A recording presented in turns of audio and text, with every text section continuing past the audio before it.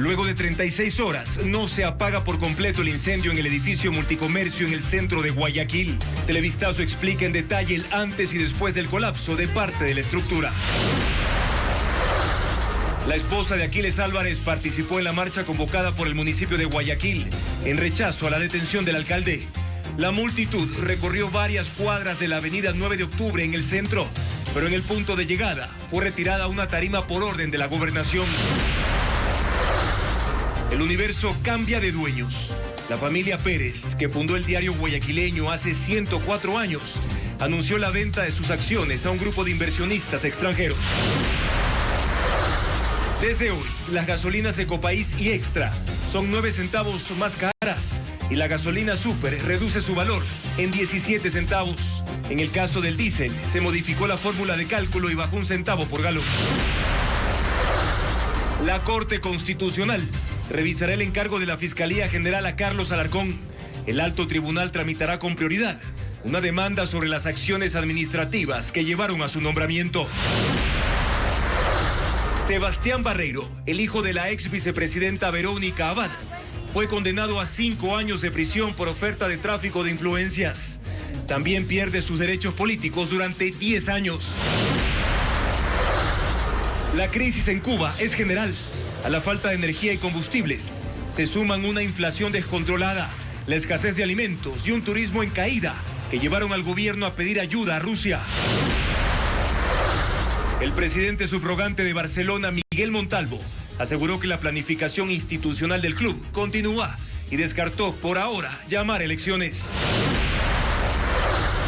El sector hotelero de Ambato reporta más del 80% en reservas por la tradicional fiesta de las flores y las frutas, mientras el bosque de Montenatura y sus cascadas en el cantón Mira, en Carchi, es otra opción para los turistas. El incendio en el centro de Guayaquil continúa. Son 36 horas en las que el cuerpo de bomberos de la ciudad, con la ayuda de los equipos de otros cantones, intentan llegar al foco de las llamas para poder apagarlas en su totalidad. Un equipo de Televistazo sigue en el punto de la emergencia, pendiente de la situación. Amigos, buenas noches. Con esta noticia comenzamos Televistazo Estelar. Bienvenidos.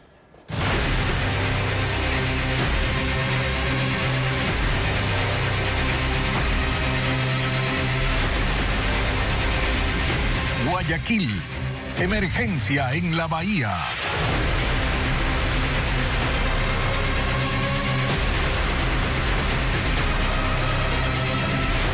Nos vamos ahora a enlazar con Estefanía Arias en vivo, quien cubre el incendio en el edificio multicomercio en pleno centro de Guayaquil, en el corazón comercial de esa ciudad, que de hecho aún no ha podido ser totalmente controlado tras 36 horas. Estefanía, cuéntanos cuál es la situación en estos momentos. Adelante. ¿Qué tal, Juan Carlos? Amigos, buenas noches. Pues te cuento que el panorama acaba de cambiar de un minuto a otro. Precisamente en este momento el cuerpo de bomberos nos acaba de informar que han logrado controlar ya gran parte del incendio. De hecho, ya no está saliendo humo y en este momento, de hecho, se están moviendo las unidades para precisamente ya reconfirmar que efectivamente ya no hay focos de fuego o de incendio, puntos calientes, como ellos lo dicen, en el interior del edificio. De hecho, en este momento vemos a una unidad aquí al pie sobre la avenida Eloy Alfaro, esto en pleno sector de la bahía de Guayaquil, que está ya prácticamente terminando de echar agua con una manguera desde acá, desde uno de los frentes de este edificio, que tenía, por supuesto, 5 torres y de las cuales ya sabemos 2 de ellas, una colapsó por completo y la otra de forma parcial.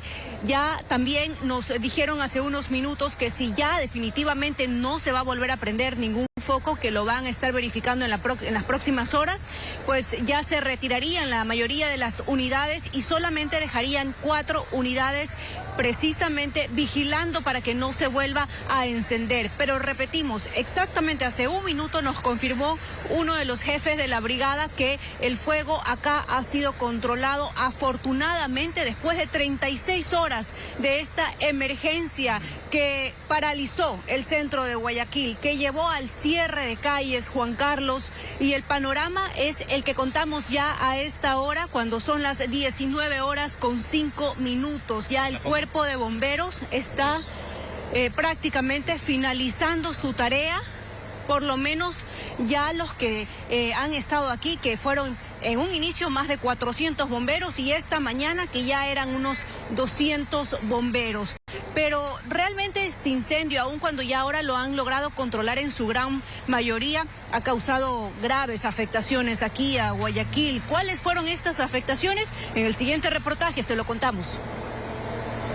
Es la zona cero, así han denominado las autoridades al sitio del incendio que consumió una bodega y provocó el colapso de 2 de las 5 torres del edificio multicomercio en el centro de Guayaquil. Ha pasado más de un día de esta emergencia y los bomberos del puerto principal y de otros 12 cantones del país que han venido a apoyar combaten las llamas. Y es que el fuego no provenía de una sola bodega, sino de todo un piso que almacenaba distintos tipos de mercadería, la mayoría de alta combustión, que provocaron que la temperatura en el interior del inmueble llegue a los 700 grados. ¡Está cayéndose! ¡Ay! El colapso de 2 torres llevó al COE cantonal a una sesión urgente la noche del miércoles. Una de las principales resoluciones que tomaron fue la ampliación de la zona de influencia de 100 a 200 metros. Es decir, aproximadamente en 6 cuadras no está permitido el paso de peatones ni vehículos y los comerciantes que trabajan en la zona tampoco pueden acceder a sus locales. Entendemos y lamentamos la afectación por sus trabajos de aquellos comerciantes. Sin embargo, tenemos que precautelar la vida de ellos mismos y demás ciudadanos que puedan asistir a estos lugares comerciales. Esta medida se mantendrá por tiempo indeterminado, o por lo menos hasta que los bomberos logren enfriar el área. Este elemento, si es que no colapsa, porque todavía no sabemos si puede colapsar en cualquier momento, ya no es útil para evitarlo y genera un riesgo tanto para las personas, para los vehículos que transitan. Una vez que se termine la emergencia, se abre un expediente, se indica a los propietarios, al ser un bien privado, que deben correr con el derrocamiento del predio. Hasta el momento, las autoridades no han podido cuantificar las pérdidas. Indicaron que una vez controlada la situación, analizarán las afectaciones y el número total de personas perjudicadas. Estefanía, y te pregunto ahora, ¿qué va a pasar con estas estructuras, estos edificios que quedaron débiles? ¿Hay la posibilidad, en este caso, de una especie de colapso controlado? Y que también que las familias que vivían ahí, ¿qué va a pasar con este grupo de personas? ¿Están ahora en un albergue o qué posibilidad hay para que habiten en otros lugares? Porque prácticamente lo han perdido todo, incluso sus vehículos. Así es, Juan Carlos, ya las autoridades municipales adelantaron que este edificio es inhabitable. ¿Qué va a pasar con este? Pues bueno, si no colapsa en las próximas horas, como en un principio, pues ya las autoridades lo habían alertado debido a que las bases se debilitaron, sí llevaría a una demolición controlada, entraría a un proceso de demolición, y señaló Alex Anchundia, precisamente gerente de Segura EP. Las familias, bueno, estas familias fueron evacuadas, recordemos, ayer en la mañana. Lo que nos han dicho desde el municipio es que habilitaron albergues.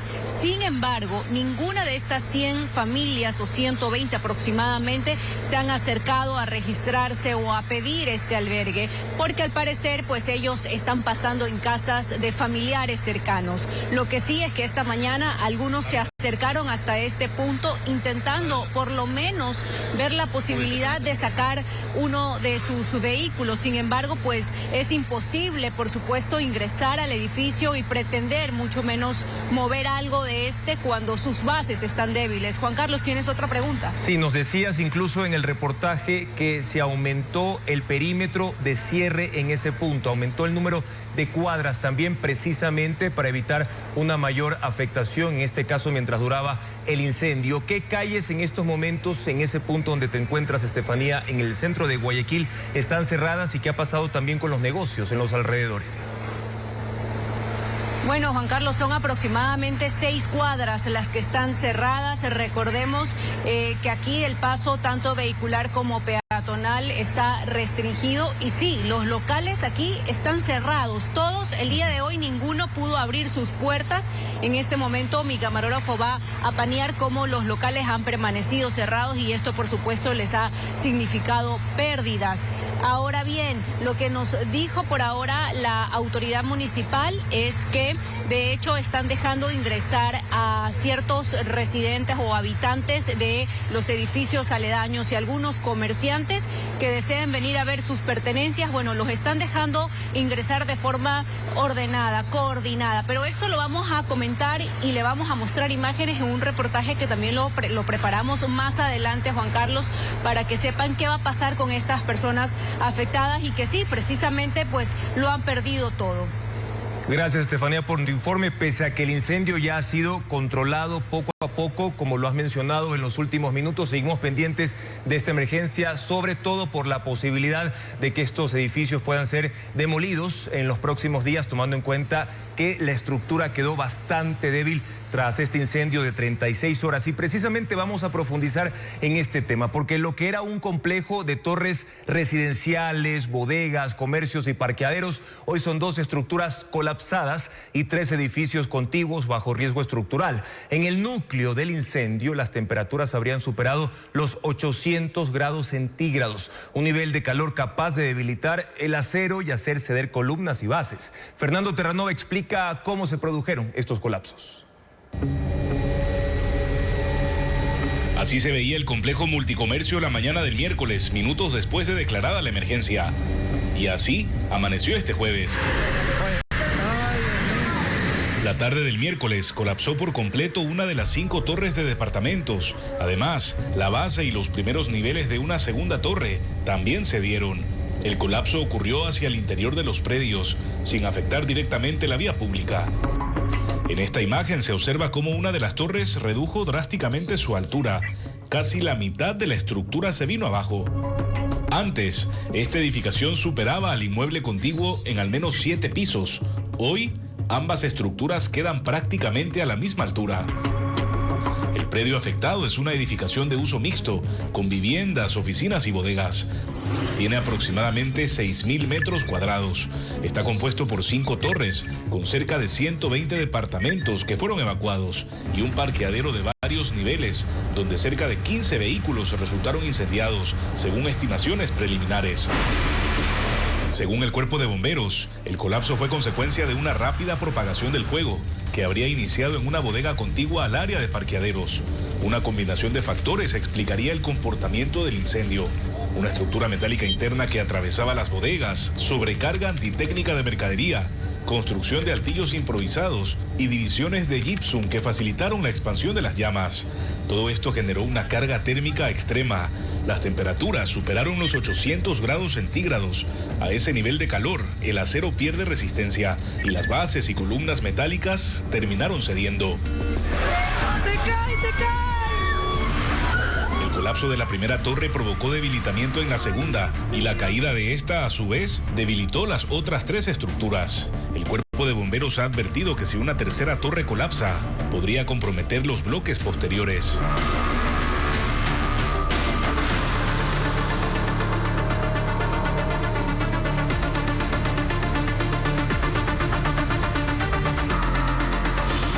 Aquiles Álvarez, cárcel con eco político.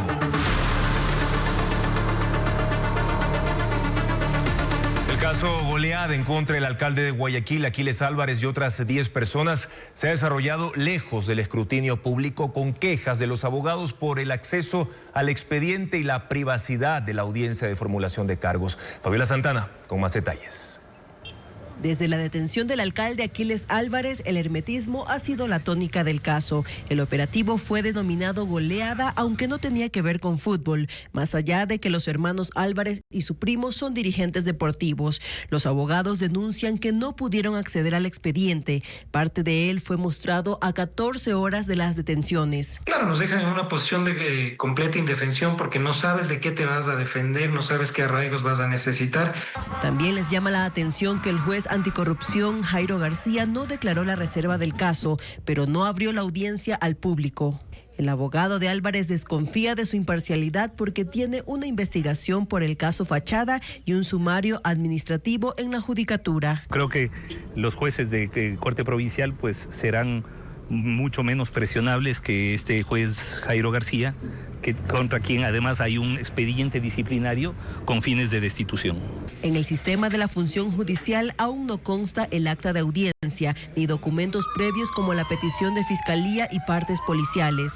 Lo único que se conoce es lo que ha publicado la fiscalía en redes sociales. Asegura haber presentado 20 elementos relacionados a la venta de combustible y empresas de los hermanos Álvarez. En un boletín de prensa sostuvo que, a través de empresas de papel domiciliadas en Panamá, los procesados habrían desviado combustible del segmento naviero nacional e internacional. El perjuicio para el Estado se reflejaría en la reventa de diésel subsidiado a precios del mercado internacional, con un perjuicio estimado de alrededor de $100 millones. Y sin detalles menciona 5 eventos desde 2021, guías de revisión, venta de combustible a embarcaciones internacionales, pagos a un trabajador de la aduana, bienes y eliminación de archivos. Los abogados mencionan que el origen fue la cooperación de otro procesado en el caso AAA, José Ricardo Ceballos Avellán. Para ellos es un doble proceso por el mismo caso. Nadie puede ser juzgado por las mismas causas, es decir, si es que producto de ese tráfico ilícito de combustible, si se llegara a probar, existe un delito residual, tiene que investigarse en la misma causa. Los abogados no tienen el expediente físico, aún buscan obtener copias. Y pese a que el juez, quien dictó prisión preventiva en contra del alcalde Aquiles Álvarez y otros 4 detenidos en el caso Goleada, recomendó la cárcel 4 de Quito, el SNAI, una institución dependiente del Ejecutivo, decidió trasladar a Álvarez a la cárcel de Cotopaxi en La Tacunga y a sus hermanos, junto con otros 2 implicados, a la de Turi en la ciudad de Cuenca. Hernán Higuera con más información. Después de la prolongada audiencia de formulación de cargos contra el alcalde Aquiles Álvarez, sus 2 hermanos y 8 personas más, la policía trasladó a los detenidos al Servicio Nacional de Medicina Legal y Ciencias Forenses. Se les practicaron pruebas de cotejamiento de voz, identidad e imagen a todos los procesados. Pasadas las 23 horas se hizo efectiva la boleta de excarcelación para Pedro Hidalgo, Pablo Pita, Carlos Azanza, David Álvarez, Fabio Brusone y Aparicio Loy, para quienes el juez ordenó presentación ante la Fiscalía por 4 días a la semana para garantizar la investigación que se lleva adelante por presunta organización delictiva por lavado de activos. El juez Jairo García dejó con prisión preventiva al alcalde de Guayaquil, Aquiles Álvarez, y sus hermanos Javier y Antonio, así como a Fernando Peña Herrera y César Bravo. En este oficio dirigido al SNAI, el juez García pide revisar el riesgo de cada procesado y recomienda enviarlos a la cárcel 4 de Quito. Pero el SNAI optó por llevar al alcalde de Guayaquil a la cárcel de La Tacunga. Este patrullero, escoltado por 2 vehículos del Estado, tomaron la ruta hacia esa cárcel. Aquiles Álvarez ingresó al centro penitenciario a la 1 de la mañana de este jueves. Sus hermanos Javier y Antonio, junto a los detenidos César Bravo y Patricio Peña Herrera, fueron trasladados a Cuenca. Guardan prisión desde la tarde de este jueves en el Turi. El abogado Ramiro García expresó su temor por la vida del alcalde y sus familiares, que pese a la recomendación del juez, el SNAI decidió ponerlo en una cárcel de alto riesgo. Se está tratando de que cada medida que se tome dentro de este proceso tenga una consecuencia gravosa para los procesados. Y que apelará a la prisión preventiva, dijo García. Un último procesado tiene arresto domiciliario por su edad. El caso Goleada está en etapa de instrucción fiscal sobre un supuesto entramado de lavado de activos que ha corrompido incluso a funcionarios y evadido el control de entidades estatales, según la Fiscalía. Y en otro caso, Sebastián Barreiro, hijo de la ex vicepresidenta de la República, Verónica Abad, fue condenado a 5 años de prisión por el delito de oferta de tráfico de influencias. Su defensa dice que la sentencia es política y la apelará.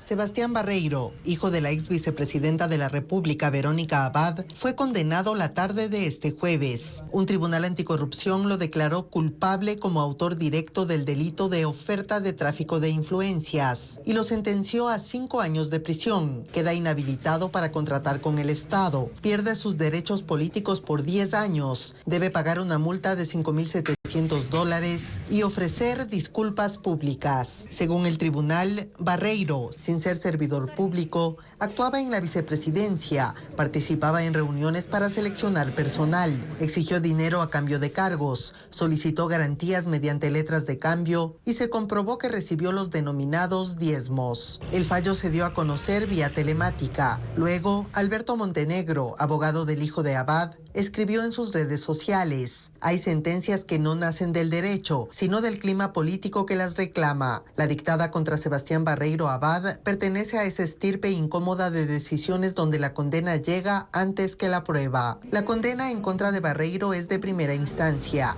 Aún tiene 2 recursos antes de que se ejecute. Mientras tanto, no irá a prisión. Seguirá con medidas alternativas.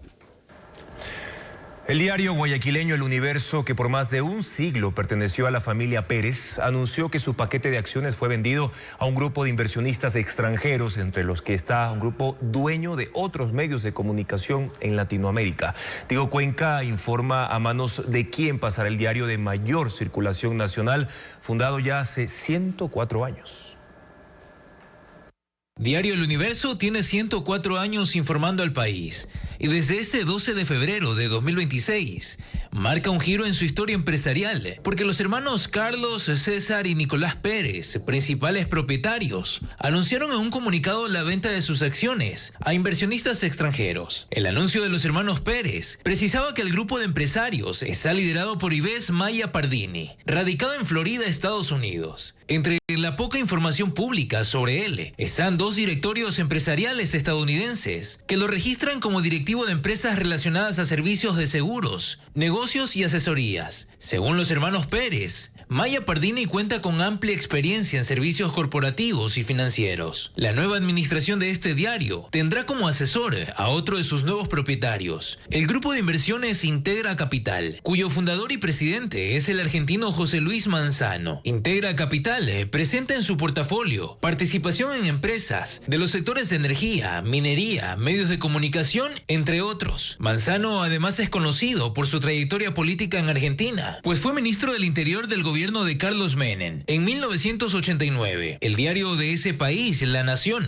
lo identifica como cercano al actual gobierno de Javier Milei. En el rubro de medios, Integra Capital reporta acciones en Grupo América, El Cronista, Telefe, la cadena de radio La Red y otros. La operación de El Universo ahora estará a cargo de Ignacio Jiménez Zapiola, exgerente general de Diario El Comercio de Perú. Con estos cambios, el mayor diario nacional tendrá el reto de sostener su línea editorial apegada a los principios de la libertad y la democracia, que plasmó en los diferentes formatos impresos y digitales. El anuncio no precisó un listado completo de los nuevos accionistas, ni cuál será el porcentaje de participación de cada uno. Los hermanos Pérez culminaron agradeciendo a sus lectores por acompañarlos por más de un siglo.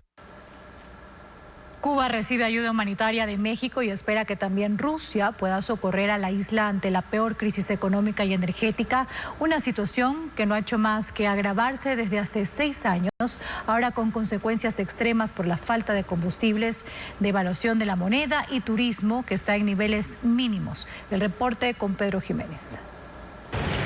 2 buques de la Armada de México llegaron este jueves a La Habana con 814 toneladas de ayuda humanitaria. Hay alimentos, artículos de higiene personal y otros productos básicos para la población. El gobierno mexicano ha dicho que está comprometido con Cuba y que está previsto un segundo envío más adelante. La economía cubana experimenta un rápido deterioro durante ya 6 años, con inflación descontrolada, escasez de gasolinas y diésel, y una crisis energética que el martes dejó sin luz a más del 60% de la isla en forma simultánea. Pero la situación es más compleja por el bloqueo estadounidense a los envíos de petróleo, especialmente desde Venezuela. El gobierno aplica un plan de contingencia para reducir su dependencia del petróleo importado, pero su producción interna cubre solo el 30% de la demanda. La ayuda mexicana es la primera en llegar y agencias extranjeras de prensa citan a la embajada rusa en La Habana informando que Rusia espera suministrar una cantidad de petróleo y derivados en la forma de ayuda humanitaria, pues el Kremlin denuncia que desde principios del año naves de la Guardia Costera han incautado sus barcos acusándolos de pertenecer a una flota fantasma para evadir las sanciones. Ante el racionamiento de combustibles y la falta de energía eléctrica, hospitales y el transporte funcionan para lo básico. No hay diésel para la operación de los camiones recolectores de basura. La agricultura mantiene cultivos esenciales y el turismo sigue a la baja. Sin combustible para aviones, 4 empresas canadienses y 2 rusas han frenado sus vuelos. El año pasado, casi la mitad de turistas llegó de esos países. Las operaciones aéreas ahora son limitadas en los 9 aeropuertos internacionales que tiene la isla. El gobierno cubano ha dicho estar dispuesto a un diálogo con Estados Unidos, pero sin hacer concesiones sobre la política interna. Ahora, antes de ir a eso. Seguimos informando, amigos, aquí en Televistazo Estelar. Estamos en vivo también por ecuavisa.com y nuestra aplicación Ecuavisa Play. Ustedes tienen en pantalla el código QR, ahí lo tienen para que puedan abrir la cámara de su teléfono celular, lo acercan e inmediatamente están conectados con nosotros desde todas nuestras pantallas. Mucha atención porque la Agencia Nacional de Tránsito habilitó nuevos trámites desde este jueves 12 de febrero.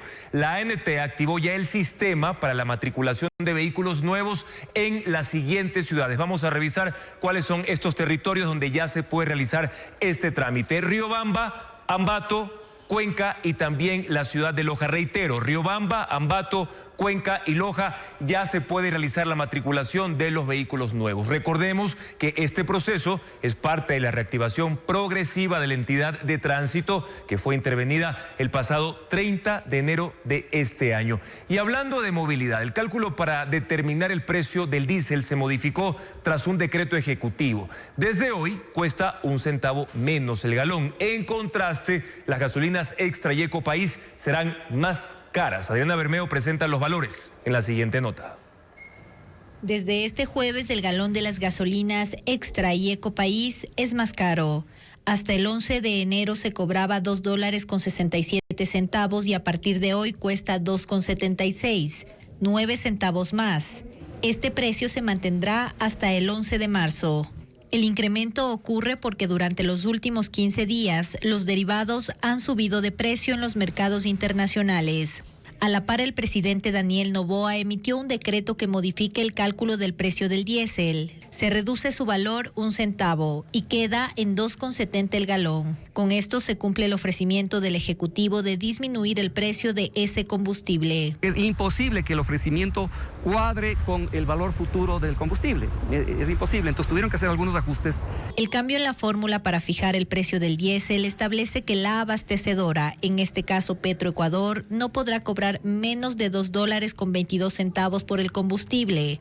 Entonces, este es un seguro adicional que tiene la abastecedora, ¿no? Y que si es que bajan los precios en el mercado internacional van a tener una gigantesca utilidad. Con respecto a la gasolina super, el precio sugerido es de $3.19, 17 centavos menos que en la última modificación. Sí, Andrea, ahora vamos a proporcionarles información en el ámbito de la salud porque el desabastecimiento de medicamentos en hospitales públicos deja a cientos de pacientes en el limbo. La crisis afecta especialmente a quienes requieren fármacos críticos como anestésicos y tratamientos para enfermedades catastróficas e incluso impulsa a algunos pacientes a buscar medicinas que por ley no pueden venderse sin receta. Desde la vicepresidencia de la República hay silencio, como le informa Carla Delgado. Los pacientes de hospitales públicos enfrentan un verdadero viacrucis para conseguir medicinas esenciales. La cruz se vuelve más pesada para quienes deben adquirir fármacos complejos como anestésicos para cirugías. La escasez en las casas de salud obliga a médicos a entregar recetas informales en pedazos de papel común y en todos los casos sin firma. En Ecuador no se puede vender anestésicos sin receta médica. La comercialización de fármacos como Propofol, Midazolam y otros medicamentos controlados requieren obligatoriamente prescripción. Pero la falta de stock empuja a los pacientes a buscarlos. Algunas farmacias se niegan a venderlos. Es un anestésico. ¿El paciente dónde me dijo que estaba? En el Eugenio Espejo le van a operar el piecito. ¿Y a qué horas le operan? A las 10 de la mañana. A las 10 de la mañana. ¿Usted no quiere dar? No, Eso yo sé. No. En otras, en cambio, los comercializan aun cuando saben que no pueden hacerlo.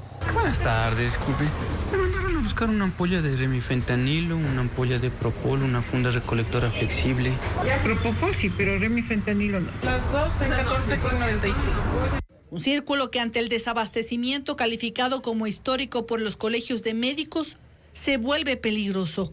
Mientras la vicepresidenta mantiene silencio, la viceministra de Salud intentó evadir las preguntas de los medios de comunicación en un acto público la tarde de este jueves. Pacientes y médicos están preocupados por esta situación, viceministra. Sí. Bueno, estamos trabajando. Estamos en este trabajo, estamos aportando, estamos comprando las medicinas. ¿No tienen idea cómo trabajamos? Evidentemente incómoda ante los cuestionamientos, la funcionaria no dejó claro cuáles serán las estrategias que adoptará la cartera de Estado para enfrentar la grave crisis sanitaria que atraviesa el país. Seguimos con más. Gracias, amigos, por su sintonía. En Ecuador hay dos opciones para endeudarse en un préstamo hipotecario, con un interés subsidiado por el gobierno, que es el más bajo del mercado, o con una tasa de hasta el 11%, pero sin límites de endeudamiento. Adriana Bermeo explica las condiciones de cada uno de estos créditos en el siguiente reportaje. En Ecuador, la compra de una vivienda se financia principalmente con créditos hipotecarios y hay dos posibilidades en el mercado para este tipo de endeudamiento. La primera son los préstamos con subsidio estatal, que tienen las tasas de interés más bajas del mercado. En esta franja están Plan Credicasa del BIES, con un interés de 2.99%, financia viviendas de hasta $71.504. Programa Miti Miti, con un interés de 4.99%, financia casas de hasta $110.378. La otra opción es la que ofrece cualquier institución financiera. No tiene subsidio estatal. Los intereses oscilan entre 7 y 11%. Por lo general financian el 80% de la vivienda y no tienen límite de endeudamiento. En la actualidad, el hecho de que, por ejemplo, se cree un instrumento del 2.99% o el crédito Miti Miti, eso genera la final competencia. Entonces también puede ayudar a que las tasas de interés empiecen a reducirse. Esos intereses son anuales. Por ejemplo, una persona que compra una casa de $70.000 a 25 años plazo paga, en el Plan Credicasa, cuotas de $332. La vivienda tiene un costo final de $99.675. En el programa Miti Miti, cuotas de $409. El costo final de la casa es $122.656. Y con un crédito tradicional, con tasa de interés de 9.5%, cuotas de $611, el valor final es de $183.300. Anteriormente, con la banca privada solamente se necesitaba, para un crédito de $50.000 se necesitaba $1.400 de ingresos familiares. Y ahora con el Credicasa al 2.99, para ese mismo valor de $50.000, los ingresos familiares que se necesitan son de $600. Cada institución financiera hace un análisis del perfil económico del solicitante para aprobar los créditos y asegurarse que pueda cumplir con los pagos. El informe para primer debate de la ley urgente sobre los gobiernos autónomos fue aprobado en la Comisión de Desarrollo Económico. Se mantiene en el documento la disposición para que el 70% de su presupuesto sea usado en obras y el 30% restante en gasto de personal. Patricio Díaz tiene detalles de ese informe. Las autoridades locales del correísmo y sus simpatizantes llegaron a la Asamblea en marcha para rechazar el proyecto de ley urgente del Ejecutivo sobre los gastos de gobiernos autónomos. Pedían su archivo, pero en el recinto no estaban los miembros de la Comisión de Desarrollo Económico encargada de tramitar el proyecto. Se convocaron de manera virtual a las 8 de la mañana y recién se enlazaron a la 1 de la tarde. La mayoría oficialista se ratificó en la propuesta del presidente: mantener la disposición para que del presupuesto anual de municipios y prefecturas el 70% se utilice en obra pública y el 30% en gasto corriente, es decir, pago de personal. La propuesta es progresiva: el 65% en 2026, el 68% en 2027 y en 2028 el 70%. ¿Cuál es el objetivo? Que los recursos se reflejen en inversión, en mantenimiento, en reposición de infraestructura. Se excluye de esta regla a las juntas parroquiales. Pero afuera, según los alcaldes de Quito, Esmeraldas y la prefecta de Pichincha, si eso se aplica, afectaría a los servicios sociales que dan los GATS. Vayan solamente a la construcción de un centro de salud, pero que no podamos contratar los médicos para atender ese centro de salud. El oficialismo lo niega. Dicen que hay medidas en la ley para impedir recortes. Ellos señalan que algunos municipios han incrementado personal y no precisamente para esos servicios. En 2025 se han gastado todos los municipios del país 36 millones de dólares en farra. Las autoridades correístas insistían. La afectación para Pichincha superaría los 50 millones de dólares. No podemos permitir. Si realmente los GATS, las prefecturas estuvieran en contra de este proyecto, tuviéramos 50.000 personas en la calle, no 4 pelagatos que son amigos y que lo trajeron para que saquen un cartelito. Los legisladores no descartan incluir excepciones en el informe para segundo debate.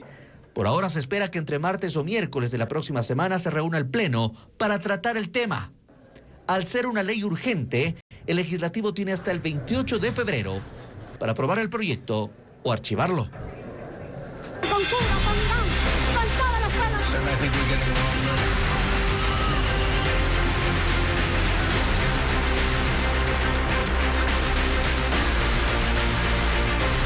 Mundo. Estados Unidos anunció el fin de las redadas migratorias en Minnesota. El encargado de la frontera, Tom Homan, dijo que la retirada de los funcionarios de ICE inició esta semana y que continuará la próxima. Homan además calificó la operación como exitosa tras el arresto de más de 4.000 personas. Sin embargo, el gobernador Tim Walz asegura que dejó un severo daño en la población. Luego de 2 meses de intensos operativos antiinmigrantes, protestas violentas y miles de arrestos, la ofensiva de la administración Trump en Minnesota llega a su fin. He propuesto y el presidente ha acordado que esta operación de aumento de tropas concluya. Esta semana ya se ha iniciado una reducción significativa y continuará durante la próxima, dijo el encargado de la frontera, Tom Homan. Él ya había anunciado una retirada de 700 agentes la semana pasada. Esta vez no especificó cuántos se van, pero señaló que no son todos. Las fuerzas de respuesta rápida permanecerán aquí hasta que tengamos la seguridad de que todos los agitadores e incidentes se mantengan en un nivel mínimo. Para él, las redadas que dejaron más de 4.000 detenciones, incluyendo a un ecuatoriano de 5 años y otros niños, fueron un éxito e hicieron a Minnesota un lugar más seguro. Pero para el gobernador demócrata Tim Walz, dejaron un daño irreparable con la muerte de 2 ciudadanos y el pánico generalizado. El gobierno federal debe pagar por lo que rompió aquí. Tendrán que rendir cuentas por lo que sucedió. Homan aclaró que la retirada de Minnesota no significa el fin de la ofensiva antiinmigrantes en el país. Dijo que el presidente Trump prometió deportaciones masivas y eso es lo que Estados Unidos recibirá. La Asamblea venezolana aplazó la aprobación de la ley de amnistía. La falta de consensos en el Parlamento controlado por el chavismo obligó a suspender el debate hasta la próxima semana para revisar la propuesta. Las diferencias se presentaron en el artículo 7, que exige a los procesados y condenados a presentarse ante la justicia para ser amparados por la amnistía, lo que obligaría a opositores en el exilio a entregarse en los tribunales. La votación se dio en medio de manifestaciones de estudiantes que exigieron la liberación de los más de 600 presos políticos que siguen bajo arresto. Y la encargada de la presidencia de Venezuela, Delcy Rodríguez, dice que ha sido invitada a ir a los Estados Unidos. Esto ocurre luego de su encuentro con el secretario de Energía, Chris Wright, para lo que él denominó un histórico acuerdo energético con Venezuela.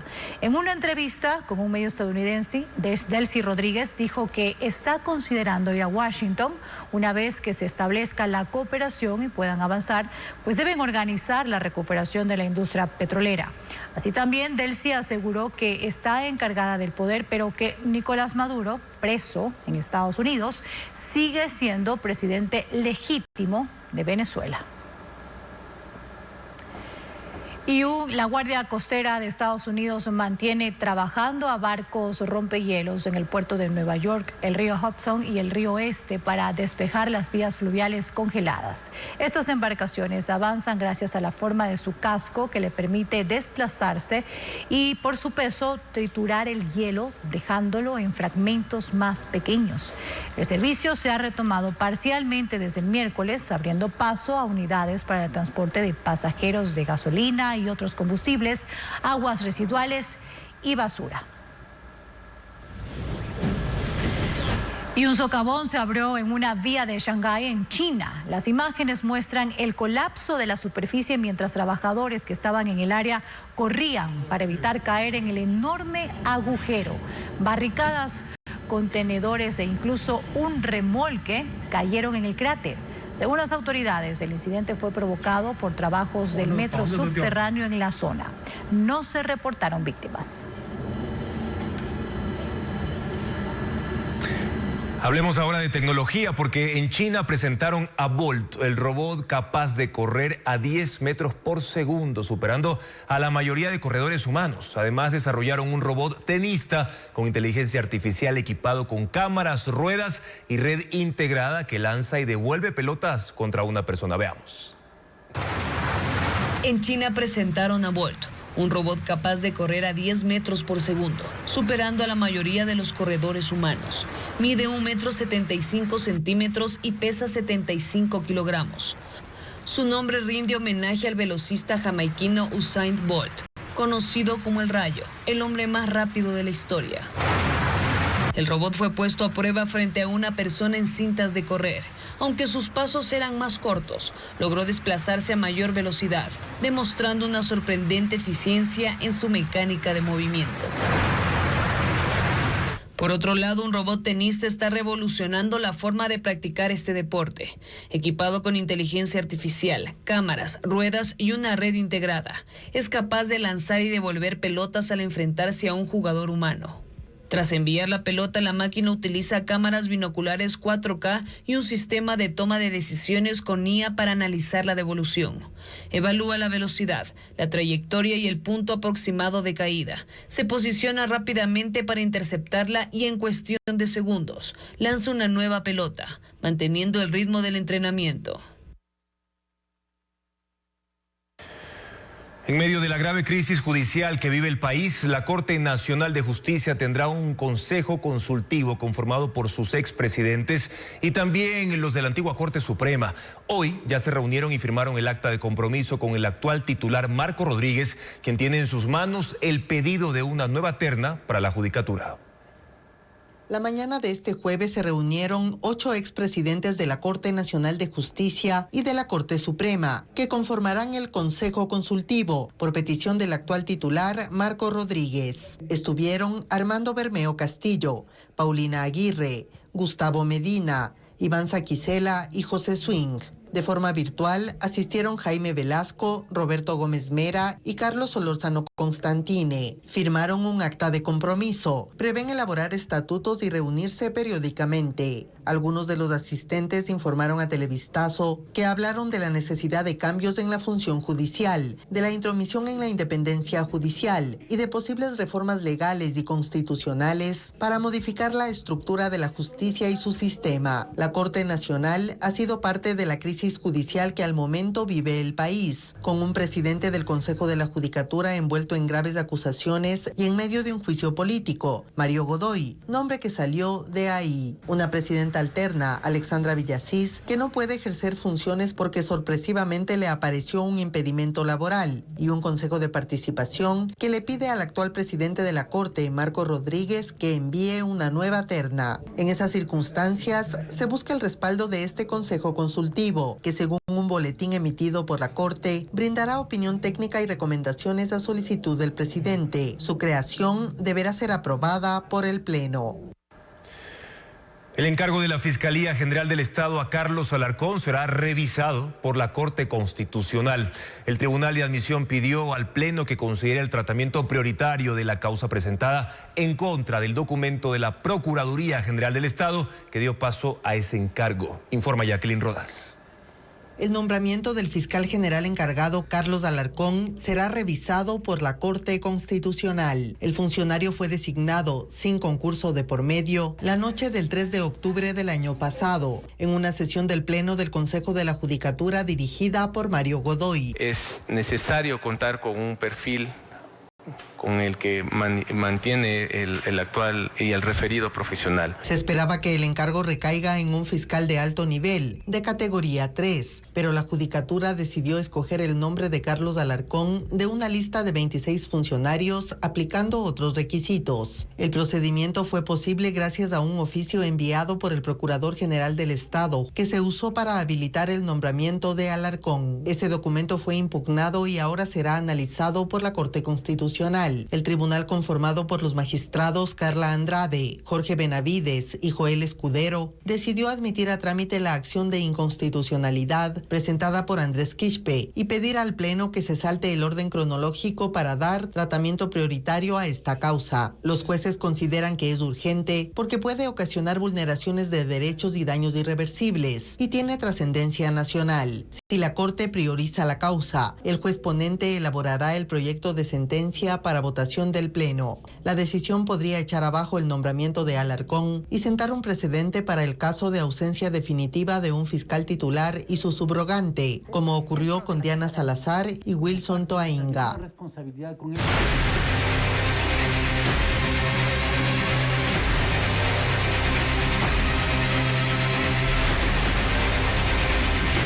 Guayaquil, emergencia en la bahía.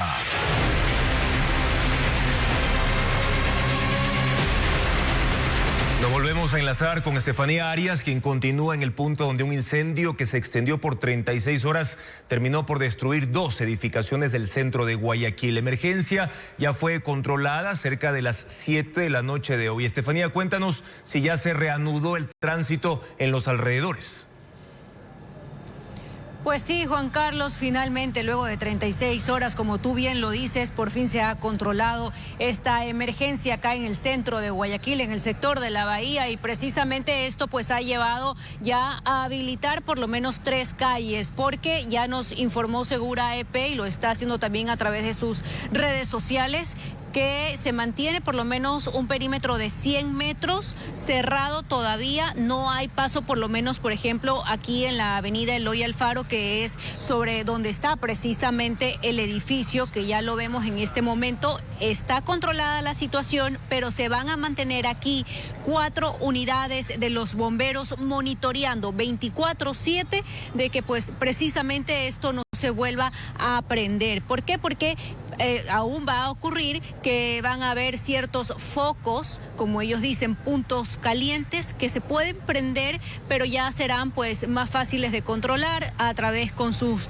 mangueras de agua, poder apagarlos. Por eso estas 4 unidades se van a mantener aquí, pero además porque aun cuando la emergencia ha sido controlada, el edificio todavía está en alerta de posible colapso, y si este colapso no se da, es un riesgo latente para las personas que viven o trabajan aquí, pues el edificio va a ser demolido. Por eso es que está prohibido el paso, no hay paso por la avenida Eloy Alfaro, ni tampoco por las calles Febres Cordero, ni tampoco por Brasil. Estas calles se van a mantener cerradas, el resto, como la avenida Chile, por ejemplo, ya está abierta al tránsito vehicular, Juan Carlos. De todas formas, les pedimos, Estefanía, a las personas que viven en los alrededores o que tienen que ir a sus trabajos a través del centro, de ese punto donde te encuentras, que lo hagan con muchísimo cuidado, por favor, y siempre respetando estos cierres que continúan todavía. Ahora, Estefanía, ¿se conoce qué va a pasar con los vehículos de las personas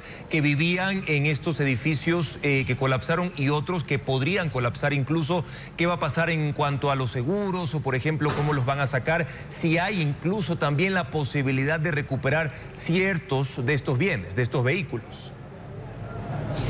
Precisamente, y de mucha coincidencia, se lo preguntamos hace pocos minutos al cuerpo de bomberos y ellos pues ven muy difícil que estos vehículos puedan ser sacados de la zona del mezanine, que es la parte baja del edificio. De hecho, ellos dijeron que la única forma era haciéndolo pues con una grúa, que alguien vaya, amarre el vehículo, lo saque, pero esto, recordemos, es un peligro latente. Ni siquiera ellos pueden ingresar al inmueble porque tienen la alerta de colapso o en este caso de que también va a ser demolido. Ahora bien, tenemos más detalles de cómo fue controlada esta situación en una entrevista que tuvimos con el jefe de la 4ª Brigada hace pocos minutos. Escuchemos. Podemos decir que está entre un 95 a 98% controlado. Debido al colapso estructural, no podemos comprometer a nuestro personal para que pueda ingresar y llegar directamente a la parte donde todavía se almacena una temperatura moderada, se puede decir, que es la que está ayudando a combustionar un poco más nuevamente la estructura.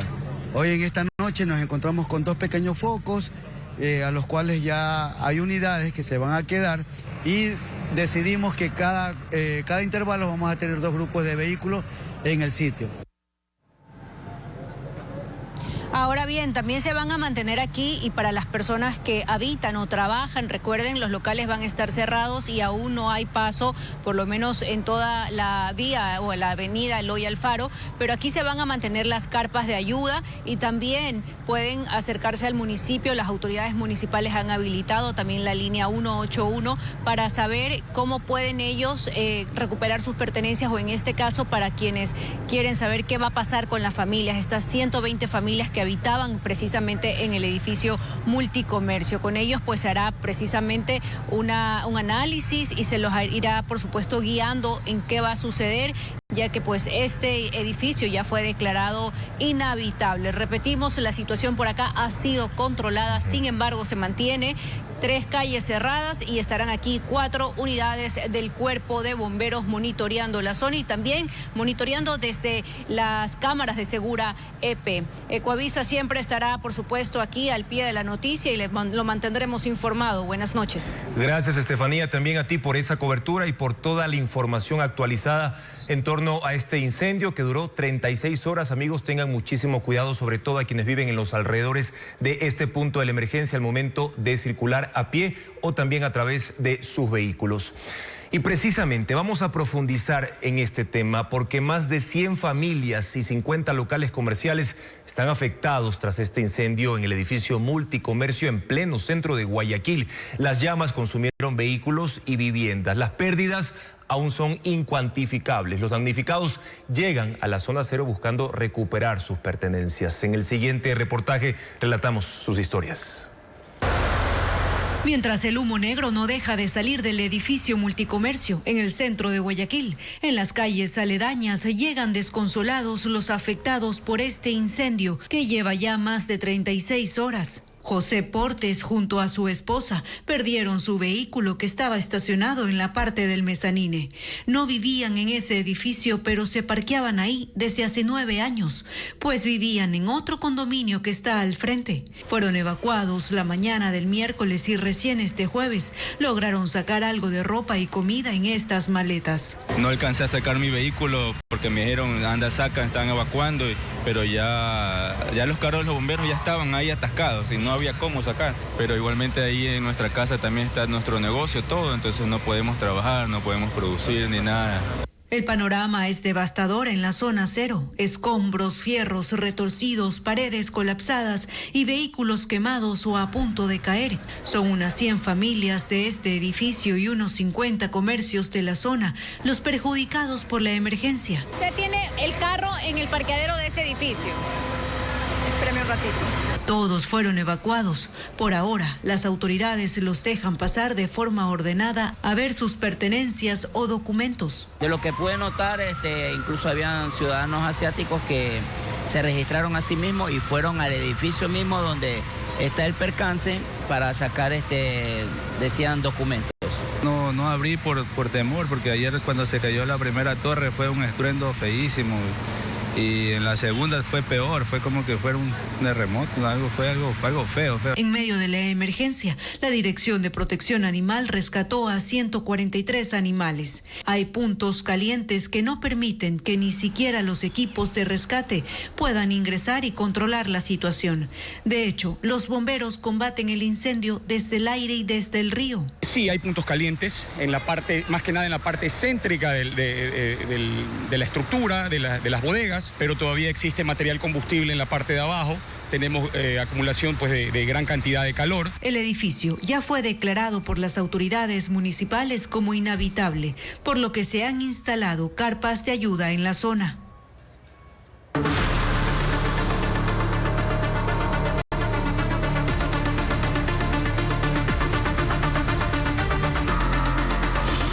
Aquiles Álvarez, cárcel con eco político. Una marcha organizada por el municipio de Guayaquil recorrió las calles céntricas de la ciudad en rechazo a la detención del alcalde Aquiles Álvarez. A la concentración acudió también la esposa del burgomaestre, Fiorella Icaza. Veamos. Eran cerca de las 3:30 de la tarde cuando dos hechos ocurrían simultáneamente en Guayaquil. Por un lado, quienes se preparaban para marchar en contra de la detención del alcalde se concentraban en el Parque Centenario, pleno centro de la ciudad. Y por otro, a 15 cuadras de distancia, frente al municipio, donde debía terminar la marcha, la policía daba cumplimiento a la orden del gobernador del Guayas de retirar la tarima en la que se iban a dar los discursos de rigor. Es más, la zona se llenó de policías y de militares en espera de la marcha que ya avanzaba por la avenida 9 de octubre.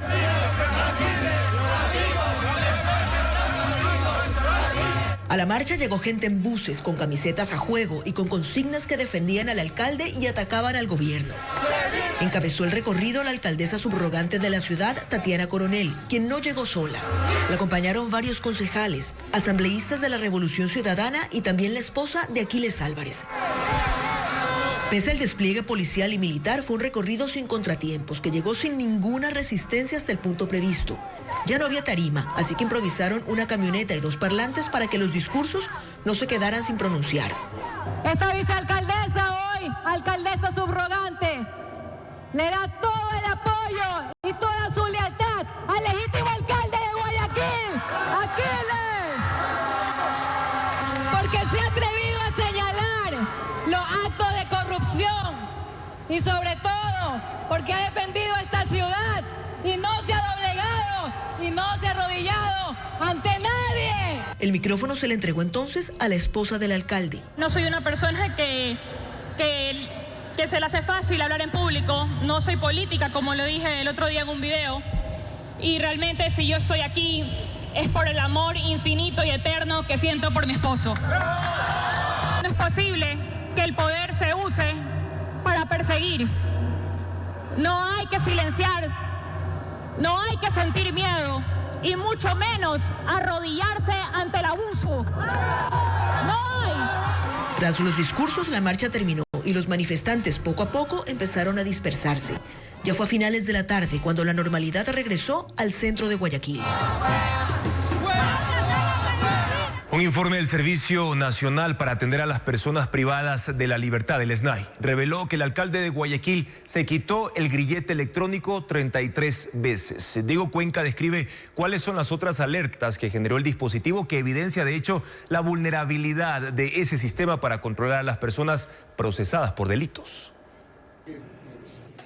Lo detectado el martes cuando el alcalde de Guayaquil fue detenido no era la primera vez que él estaba sin grillete electrónico. Un informe del Servicio Nacional para Atender a las Personas Privadas de la Libertad de SNAI afirma que el dispositivo que tenía Aquiles Álvarez generó 2.769 alertas desde julio del año pasado, cuando se lo colocaron como medida cautelar dentro del caso AAA. El sistema de vigilancia electrónica que funciona desde el ECU 911 detectó que Álvarez 33 veces se quitó el grillete, aunque no precisa si eso ocurrió por alguna manipulación indebida del procesado. En 1.515 ocasiones, el dispositivo quedó fuera de servicio porque perdió señal y solo el 37% de las veces recuperó la conexión con el sistema de comunicaciones estaciones móviles. Además, el monitoreo detectó que el alcalde de Guayaquil 128 veces se salió de la zona umbral, de donde está permitido movilizarse. Y en 5 ocasiones el sistema alertó que Álvarez salió ilegalmente de los límites territoriales que dispuso el juez. De todas estas alertas ocurridas durante 7 meses de uso de grillete, recién se conoce tras el arresto del martes. Y recién ahora tiene una repercusión en lo jurídico. Se pidió una audiencia para revisar la medida cautelar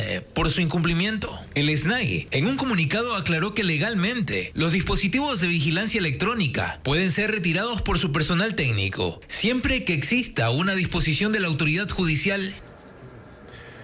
Ciudades de Ecuador constan en el ranking de las 50 más violentas del mundo. Así lo detalla el estudio de una organización no gubernamental con sede en México. Según el documento, la organización utilizó datos de prensa y del Instituto Nacional de Estadística y Censos ante la caída de los portales oficiales que publicaban las estadísticas de muertes violentas en el país. Bessie Granja tiene más detalles. 22 ciudades de Ecuador constan en el ranking de las 50 más violentas del mundo, que elabora desde 2009 el Consejo Ciudadano para la Seguridad Pública y la Justicia Penal, una organización no gubernamental de México que mide la incidencia en urbes de más de 300,000 habitantes. Puerto Príncipe, la capital de Haití, encabeza la lista por segundo año consecutivo. Según la ONG, la metodología utilizada en Ecuador agrupa varias ciudades en un solo territorio. A Babahoyo le suman Pueblo Viejo y Ventanas.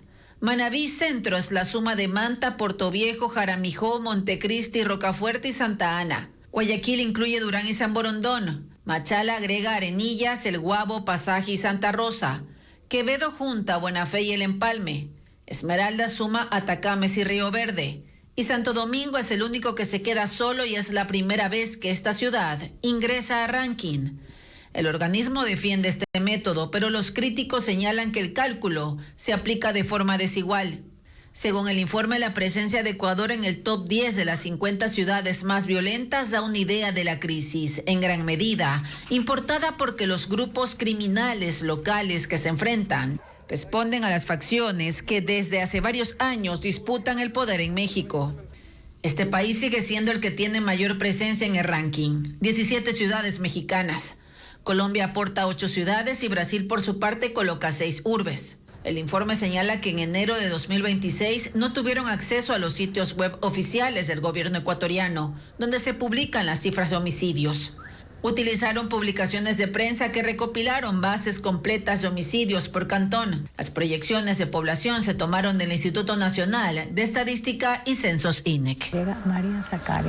La comunidad de Playa Prieta en Portoviejo es hoy el epicentro de una operación militar que cubre 23 kilómetros cuadrados. En ese territorio han hallado armas y explosivos ocultos en caletas bajo tierra que, según las autoridades, no tiene precedente en Manabí. La fachada pasaba desapercibida. Humildes casas de campo que escondían bajo tierra y entre parcelas el mayor arsenal decomisado en toda la historia de Manabí. Se trata de la comunidad Playa Prieta en la parroquia Río Chico de Portoviejo, una zona rural de menos de 1,000 habitantes donde los militares cumplen ya 6 días de operaciones. Esta área tiene aproximadamente 23 kilómetros cuadrados. En toda esta área está desplegado nuestro personal dando la seguridad. Se movilizan fuertemente armados y equipados. Utilizan drones con sistema infrarrojo para visión nocturna, detectores de metales y retroexcavadoras que facilitan el acceso a las cisternas plásticas enterradas y la apertura de caminos. También emplean caballos para desplazarse por la montaña y canes adiestrados que agilizan la localización de las caletas. Esta vivienda en la colina fue la primera en ser allanada tras los informes de inteligencia. Allí había 4 caletas bajo tierra donde se encontraron 10,000 municiones y un centenar de armas. Según los militares, se trata de un inmueble estratégico situado a menos de 3 kilómetros del poblado y a unos 7 kilómetros de la cárcel El Rodeo. Probablemente es un observatorio también para mantener cierta organización dominante hacia el sur Otro hallazgo bajo tierra fue el de 45 granadas, una carga de demolición, material explosivo de alta letalidad. En medio de un platanal y árboles de limón, lo que parecía un corral de cerdos ocultaba 5.000 explosivos de gel. Más utilizan para lo que son los grupos organizados delictivos, amedrentar a lo que es la población. Adicional, esto es esencial para lo que se utiliza para la minería ilegal. Este miércoles, la evidencia fue detonada de forma controlada en 2 grandes huecos excavados en la tierra. Varias viviendas de la parte alta han sido abandonadas. No hay campesinos cuidando los cultivos de cacao, yuca y cítricos que ya dan fruto en el sector. Por ahora, quienes recorren la zona son los militares, que continúan con las excavaciones. Manabí despertó con una masacre que deja 7 víctimas dentro de una vivienda, mientras que en Pichincha fue capturado alias Chucky, objetivo de alto valor de la banda Los Choneros. Merlin Ochoa con más datos. Antes de las 8 de la mañana de este jueves, se activó la alerta por una nueva masacre en el cantón Santa Ana, Manabí. 7 personas fueron baleadas dentro de una vivienda, 6 murieron en el sitio y una 7ª fue trasladada de urgencia a un hospital de Portoviejo. Según los moradores, varios sujetos armados llegaron al inmueble en 2 vehículos y dispararon. Los cuerpos quedaron tendidos en la sala de la casa. Entre las víctimas se encontraban 3 hermanos. Con este violento suceso, la provincia suma 115 crímenes en menos de 2 meses. En el cantón Rumiñahui, provincia de Pichincha, fue capturado Julio R., alias Chucky, considerado objetivo de alto valor e integrante de la banda criminal Los Choneros. El operativo fue ejecutado por el bloque de seguridad. Alias Chucky, sentenciado a 34 años de prisión por el asesinato de un policía en Sucumbíos y prófugo desde 2024, manejaba el control de rutas del narcotráfico que conectan la Amazonía con la costa y era aliado de alias Fito.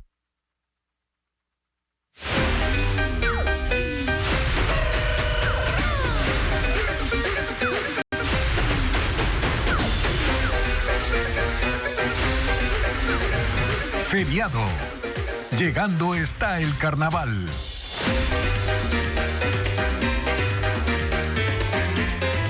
Y el gobierno dispuso reducir el IVA al 8% durante el feriado de carnaval. La tarifa se aplicará solo a servicios definidos como actividades turísticas desde el sábado 14 hasta el martes 17 de febrero. Además, el Ejecutivo ordenó al Servicio de Rentas Internas ejecutar todas las acciones necesarias conforme a la normativa vigente para viabilizar la medida. La decisión emitida mediante decreto tiene como objetivo dinamizar y contribuir con la reactivación económica del sector. Y febrero activa otro ritmo en Ambato. La ciudad entra en los días previos a la fiesta de la fruta y de las flores, que este año cumple 75 años y concentra la atención del sector turístico y comercial. Hoteles, mercados y espacios públicos ajustan su dinámica ante la llegada de cientos de visitantes y una agenda que marca uno de los momentos más importantes del calendario local. Este febrero no es un mes cualquiera en Ambato. Hoteles, mercados y espacios públicos se preparan para la celebración más grande del año. La fiesta de la fruta y de las flores cumple 75 años. Son sus bodas de diamante. Y para la ciudad, este aniversario también se proyecta como una oportunidad para dinamizar la economía local. A pocos días del inicio de las comparsas, el sector hotelero ya reporta más de un 80% de reservas. Para captar a quienes aún no definen su visita, varios establecimientos han preparado paquetes con descuentos dirigidos a familias y grupos de amigos. Para la tercera noche les estamos dando una tarifa súper especial, que es aproximadamente de un 30% de descuento para que los clientes, los huéspedes, pues tengan como un valor agregado de darles un descuento y que puedan quedarse las 3 noches como años atrás lo hacían. Los principales desfiles serán el 15 y 16 de febrero. Pero Ambato también se recorre con el paladar. En mercados y plazas las comerciantes ya se alistan para la conocida ruta de los sabores, donde platos tradicionales como el yapingacho se combina con el jugo de frutas. El pan ocupa un lugar especial en esta celebración, horneado en piedra y con leña de eucalipto, conserva un aroma ahumado que lo convierte en uno de los sellos más reconocibles de la gastronomía ambateña. A las fiestas de la fruta y de las flores significa a nosotros un trabajo más fuertecito porque se hace más cantidad de pan y se tiene más turistas, más gente viene a vernos y aquí estamos, hija, para servirle a todo mundo que venga.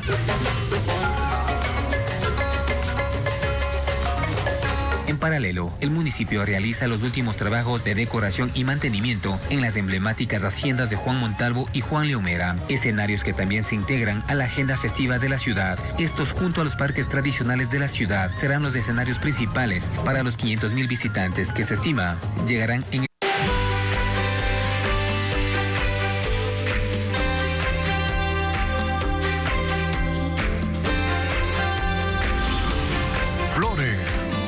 Embajadoras de calidad. Sí, las flores ecuatorianas conquistan al mercado estadounidense por su calidad, textura y durabilidad también. Con valor agregado mediante decoraciones ingeniosas, las flores de nuestros exportadores alcanzan precios más altos. En Miami, Hernán Higuera constató que un arreglo puede superar los $500. Las rosas son el 75% de las exportaciones de flores de Ecuador hacia Estados Unidos y Europa. Pero junto a ellas viajan también gipsópilas o conocidas como velo de novia, claveles, hortensias, peonias, crisantemos, azucenas y tulipanes, que ya no son solo requeridos en bouquet, sino que el cliente extranjero ha cambiado su forma de consumo. No solo mira colores y tipos de flor, ahora busca que perduren y tengan valor agregado. Que no es un ramo de flores sencillo, 12 rosas, y ahora ya no quieren eso en un florero, sino adicionalmente un pic o un símbolo que diga amor. Hay floristerías como Alejandría, en pleno centro de la ciudad, que atienden la necesidad del consumidor exigente, que busca la rosa de Ecuador no solo por sus cualidades innatas de color y textura, sino porque con ellas se pueden hacer arreglos de muy alto valor. 150 salieron de aquí la semana anterior y en estos días cumbres para expresar amor esperan elaborar hasta 250. Escuche los precios. Desde un pequeño bouquet con 7 rosas rojas por $55, hasta si quieres un super bouquet de 150 rosas, entonces ya hablamos de $800, $700, 800, depende. Y es que el valor agregado junto a la creatividad de las diseñadoras y la docilidad de la flor ecuatoriana permite, por ejemplo, a Paula darle hasta un toque artístico al armonioso control del color en un ramo con técnicas que mezclan equilibrio visual para transmitir atracción, emociones y sentimientos. Las rosas son más fáciles de manejar y también usamos otras flores como el amaranthus que hacen que tenga como un movimiento a las flores. Aquí también trabajan con flores de Holanda, pero las de Ecuador son especiales y quién mejor que ellas para decirlo. Nos encanta. Sí, son muy bellas y nosotros con eso es lo que nosotros trabajamos con las flores ecuatorianas. Amor, pasión, aprecio, admiración, apoyo, disculpas, todo eso simbolizan las flores ecuatorianas que viajan por el mundo mostrando calidad y frescura, capaces de durar 20 días. El convento de Santo Domingo en Quito presenta Amor y Muerte, una experiencia única para San Valentín. Secretos, tragedias y pasiones del Quito colonial cobrarán vida en un recorrido a la luz de las velas. La frase, ¿qué será mi luz? ¿Qué será mi guía? Un patriota no tiembla ante la muerte. Son historias de próceres y patriotas, cuidadosamente investigadas, que hoy cobran vida con la teatralización en el evento especial por San Valentín, Amor y Muerte. Ahora la recuerdo. La señora Manuela Espejo. Tal vez la enfermera, tal vez la periodista. Sea como sea recordada por la historia, fue una de las mujeres más importantes de mi vida. Se denomina así porque muchas de estas apasionadas historias tienen un final trágico. Encontramos el amorío de José Mejía Lequerica con Manuela Espejo, hermana del doctor Espejo. Encontramos también los amores de Sucre con la marquesa de Solanda. Mientras recorren el convento de Santo Domingo, los personajes guían a los visitantes por espacios exclusivos como el antiguo refectorio. La característica principal que tienen estos cuadros pues es que están con el nombre de la persona que está asesinada y la forma en cómo fue asesinada en aquella época. Y la biblioteca que resguarda más de 30.000 libros y valiosos tesoros históricos. Bienvenidos a la Capilla del Rosario. Es una de las capillas más extrañas que hay y muy únicas. El color rojizo alrededor de este lugar es lo que le hace tan especial. Además de la iglesia y las criptas, los asistentes caminarán por lugares que guardan leyendas e historia, todo a la luz de las velas. Una experiencia inmersiva llena de misterio, romance y memoria. Y para finalizar, este recorrido especial por San Valentín, que dura aproximadamente 2 horas y media. El público podrá subir hasta las cúpulas del convento de Santo Domingo y degustar de chocolates y quesos. Habrá seguridad privada y estacionamientos cercanos al convento de Santo Domingo en el centro histórico de Quito, este 14 de febrero a las 18:30.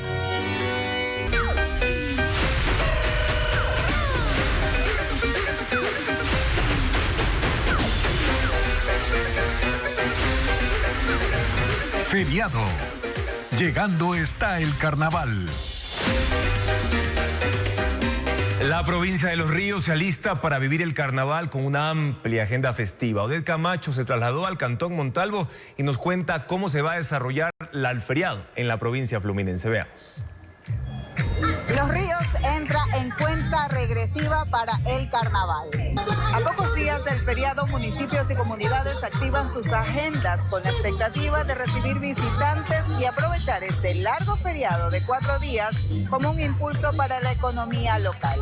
Al sur de la provincia, en el Cantón Montalvo, la fiesta se repartirá en varias zonas rurales. El cronograma contempla desfiles con carros alegóricos, fiestas populares a orillas del río Cristal y festividades con DJ locales que arrancan este fin de semana. Una programación que además se extenderá hasta el 22 de febrero.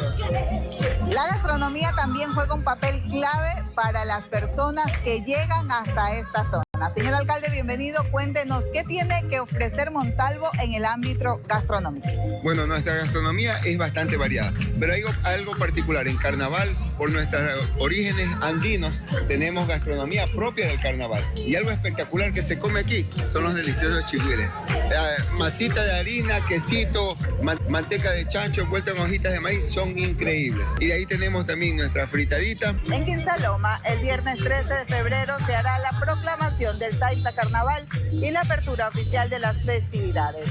Mientras tanto, en Babahoyo, el foco estará puesto en el tradicional balneario de la playita de El Salto, que durante 3 días consecutivos ofrecerá presentaciones de artistas nacionales e internacionales.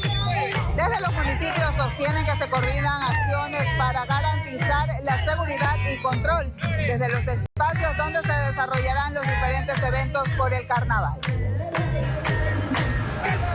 Y aparte de los destinos más concurridos del norte del país, también existe un bosque primario donde el agua guía cada tramo del recorrido. En el Cantón Mira, en la provincia del Carchi, Monte Natura concentra cascadas, senderos y un clima cálido húmedo que contrasta con el paisaje andino y se convierte en este feriado de carnaval en una alternativa para quienes buscan naturaleza y descanso. Vamos a conocerlo. El agua marca el camino. Su golpe contra las rocas se escucha antes de verla y guía los pasos dentro del bosque de Monte Natura, en la zona de la primavera del Cantón Mira en Carchi. Es un área de clima cálido húmedo a 2 horas de Tulcán. Aquí, el agua desciende desde la montaña formando un sistema de 7 cascadas que aparecen una tras otra casi sin pausa. Tras una caminata de unos 30 minutos entre árboles, el paisaje se abre con una caída de agua de 30 metros. Este calorcito de aquí que nos encontramos, refrescarse y poder admirar tanta belleza que tiene nuestro país. A pocos metros, el agua cambia de forma y se convierte en un tobogán natural que invita a deslizarse. Más adelante, el sonido vuelve a multiplicarse en el sector conocido como el Jardín de las Rocas, donde varias vertientes se encuentran antes de caer nuevamente. Las cascadas vienen de 3 vertientes naturales que se bifurcan de la montaña, de la parte alta de la montaña, y más abajo a 230 metros se juntan y forman un solo caudal. La cercanía entre las cascadas, ya que ninguna supera los 50 metros de distancia, hace que la experiencia sea continua. El agua cae, corre y vuelve a caer, permitiendo al turista sentirla directamente sobre la espalda. El recorrido desemboca en esta piscina natural, rodeada de hamacas y áreas verdes. Los visitantes aprovechan este espacio para descansar, compartir y dejar que la música bomba acompañe el cierre de este circuito turístico. Para desestresarse, para venir a botar las malas energías, porque todo lo que tenemos aquí, lo que nos presenta la hermosa naturaleza de nuestro Carchi, está súper espectacular. Monte Natura aún es un destino poco conocido. Recibe cada año 200 visitantes, pero con la llegada de este carnaval, los habitantes del sector esperan que más personas lo descubran y esto impulse la economía local. Otra opción más para este carnaval, este feriado. Así llegamos a la parte final de nuestra entrega informativa. Amigos, gracias siempre por su confianza y sintonía. Mañana en contacto directo estará Walter Meira, el exrector de la Universidad Católica de Guayaquil y experto en cálculo estructural, y analizará los riesgos en el centro de la ciudad por el incendio en la zona de la bahía. Además, Emilia Moscoso Borja, la ecuatoriana percusionista, en el show de medio tiempo el Super Bowl, contará su trayectoria musical hasta ser elegida por Bad Bunny. Sigan las noticias, amigos, a toda hora, siempre información actualizada en ecuavisa.com. Buenas noches.